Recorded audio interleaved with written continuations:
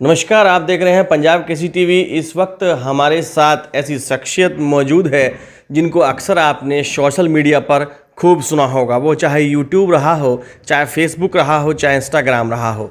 जी हाँ, मैं बात कर रहा हूँ एक ऐसे शख्स की जिसकी रचा है सृष्टि को जिस प्रभु ने।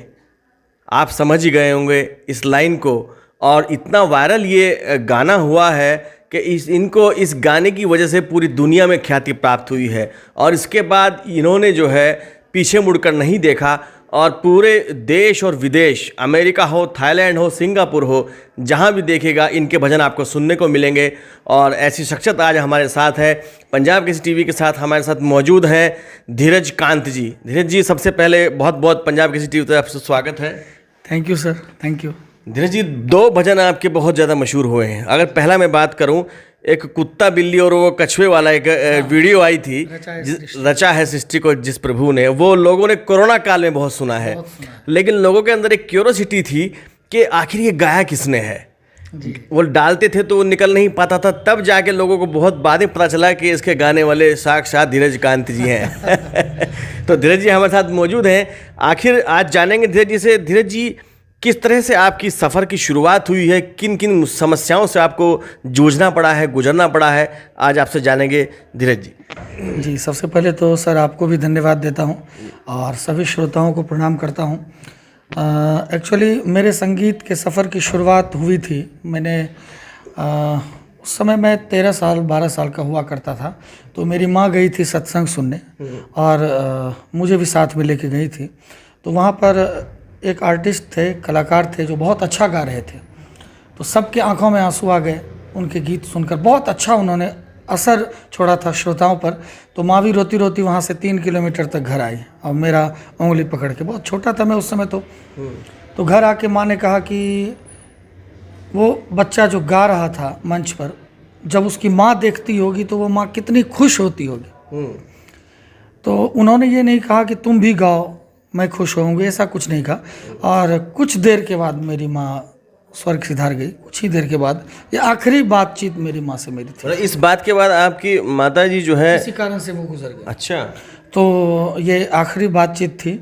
उसके बाद मुझे लगा कि मैं ऐसा क्या करूं, मेरी माँ बोली है कि उस बच्चे को देख करके सभी कोई रो रहे थे, सभी की आंखों में आंसू थे, इतना सुंदर उन्होंने गाया। तो मैंने भी बस एक ही बात सोचा कि मैंने अपने जीवन का लक्ष्य ही यही बनाया कि मैं तब तक आगे बढ़ता रहूँगा जब तक कि पूरी दुनिया की माँ ये नहीं कहे कि धीरज कांत जैसा मेरा बेटा होता काश। तो मैं बस इसी सोच को लेके आगे बढ़ रहा हूँ कि मैं कुछ ऐसा करूँ।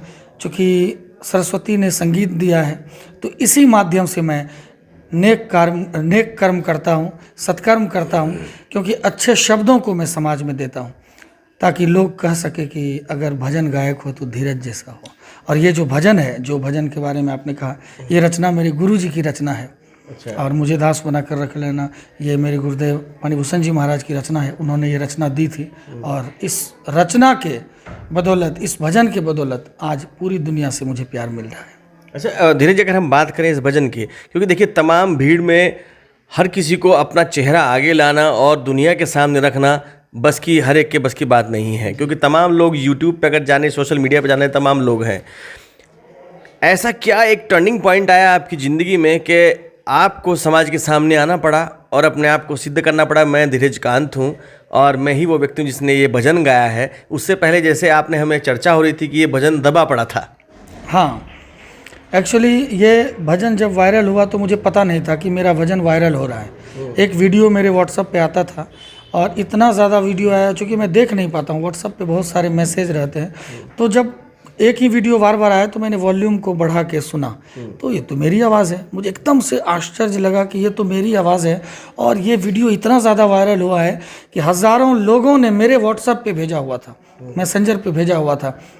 मुझे बहुत खुशी हुई, लेकिन उस समय एक अफसोस भी हुआ जो मैं आपके सामने शेयर करना चाहता हूँ कि उसमें ना तो मेरा नाम था और ना मेरा चेहरा था। बिल्कुल। खुशी इस बात की थी कि वायरल अब की बार जो हुआ है, काफ़ी वर्षों के बाद एक सुंदर संगीत वायरल हुआ है, एक सुंदर शब्द और एक सुंदर स्वर वायरल हुआ है जो कोरोना काल में सबके दिल को शांत कर रहा था।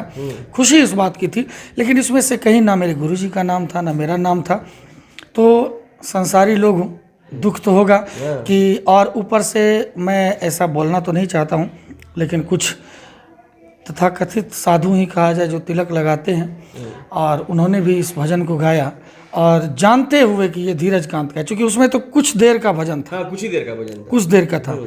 पूरा सुनने के लिए उन्होंने सर्च किया होगा, मेरा नाम आया होगा, कान में लीड लगा के उन्होंने गाना तैयार किया होगा, लिखा होगा। इतना सुनने के बावजूद, धीरज कांत का भजन है, इसके बावजूद भी उन्होंने कहीं पर मेरा नाम का जिक्र नहीं किया, ना ही मेरे गुरुजी के नाम का जिक्र किया। लेकिन मुझे उस तो वक्त आपको अफसोस हुआ? बहुत ज़्यादा। अभी भी बहुत सारे भजन आपको मिलेंगे, हमसे भी 2 गुना 3 गुना व्यूज़ है कहीं कहीं, लेकिन उन्होंने किसी का, ना मेरे गुरुजी का नाम दिया है और ना मेरा नाम दिया है। तो मैं उनसे निवेदन करना चाहूँगा, अगर वो सुन पा रहे हैं, कि ऐसा आपको शोभा इसलिए नहीं देता है कि आप ही समाज में जाते हैं और कहते हैं कि ऐसा काम नहीं करो जिससे कि तुमको किसी की बद्दुआ लगे। इसमें से तो हमारे दिल से आह निकलेगी ही कि मैं तो उभरता हुआ कलाकार हूँ, कोई बहुत बड़ा कलाकार हूँ नहीं, मैं एक छोटा सा अदना सा कलाकार हूँ। मैं आगे बढ़ने की कोशिश कर रहा हूँ, और आप सब गा रहे हैं इसको, तो कहीं से या तो मेरे गुरुजी का या तो मेरा नाम उसमें देना चाहिए था। दूसरी बात रही, लेकिन ये कि आपके गुरुजी के आशीर्वाद की बदौलत ये जो गाना जो है 9 मिलियन से ऊपर चल पाया है। हाँ, 9 मिलियन से ज़्यादा मेरे यूट्यूब पर व्यूज़ है, और कहीं कहीं आप इसको देखेंगे मेरे ही भजन पर 30-30 मिलियन व्यूज़ है। अच्छा, 30-30 मिलियन, लेकिन नाम नहीं उसमें दिया गया कहीं। तो इस बात का अफसोस तो मुझे है ही। अगर हम बात करें जो आज की परिपाटी की, हम बारी के परिप्रेक्ष्य की हम बात करें, जो तमाम धूम धड़ाका तो डीजे पे जो लोग बच्चे आजकल की जो जनरेशन है वो सुनती है, लेकिन इन भजनों से कहीं ना कहीं दूर भी रहती है, हालांकि कुछ नज़दीक भी रहते हैं, उनके लिए क्या मैसेज देना चाहेंगे? जी, सबसे बड़ी बात है, हमको और भी कई लोगों ने ये पूछा कि धीरज जी आप उस तरह के धूम धड़ाके वाली चीज़ों को क्यों नहीं गाते हैं, यही क्यों आपने गाया। एक हमारे गुरुजी ने ही एक शायरी कहा है कि गुलाब के लिए कांटों पे कौन चलता है, गुलाब के लिए कांटों पे कौन चलता है, अब तो कागज़ के ही फूलों से दिल बहलता है। ये जो संगीत है जो मैं गा रहा हूँ, या हमारे तरह से और भी जो आर्टिस्ट गा रहे हैं, इसमें बहुत मेहनत की ज़रूरत होती है। इसमें गुरु के पास जाके परंपरागत तरीके से सीखना पड़ता है। मैंने आपको कहा हमारे गुरुदेव फणिभूषण जी महाराज, जिनसे मैंने संस्कार लिया, संगीत लिया, गीत लिया, शिक्षा लिया, और क्लासिकल हमारे पंडित रामावतार सिंह और हमारे श्री राजाराम सिंह जी, जिनसे मैंने क्लासिकल सीखा है प्रॉपर तरीके से। 6 महीने गुरु के डांट सुन के, गुरु का मार खा के मैं आज यहाँ पर हूँ। और वो चीज़ करने के लिए हम एक बद्दा लाइन कोई चुन लेते हैं, उसको रिकॉर्ड कर देते हैं, तो उस पर युवा भड़क जाते हैं और पूरा व्यूज़ उनको मिलता है। तो मैं उस व्यूज़, क्या मैसेज देना चाहेंगे आप युवाओं को? बस यही मैसेज देना चाहूँगा कि आप कागज़ के फूल बनना चाहते हैं तो आपका मन है, लेकिन अगर गुलाब बनना चाहते हैं, प्रभु के चरणों में कागज़ का फूल नहीं चढ़ता है। प्रभु के चरणों में आपको जाना है, समर्पित होना है, तो आपको मेहनत करना होगा, आपको विश्वास रखना होगा, धैर्य रखना होगा कि आप अच्छा कर्म कीजिए, आप आगे बढ़ेंगे ही, कोई नहीं रोक सकता। क्योंकि आज पूरी दुनिया में मुझे पहचान मिली है, पूरी दुनिया से मोहब्बत, पूरी दुनिया से प्यार मिल रहा है। किस बदौलत? सात्विकता के बदौलत, सच्चाई के बदौलत। जाते जाते अपने हम पंजाब किसी के जो व्यूवर्स हैं हमारे, 2 लाइन आपकी वो सुनना चाहेंगे जो कोरोना काल में गूंजी थी।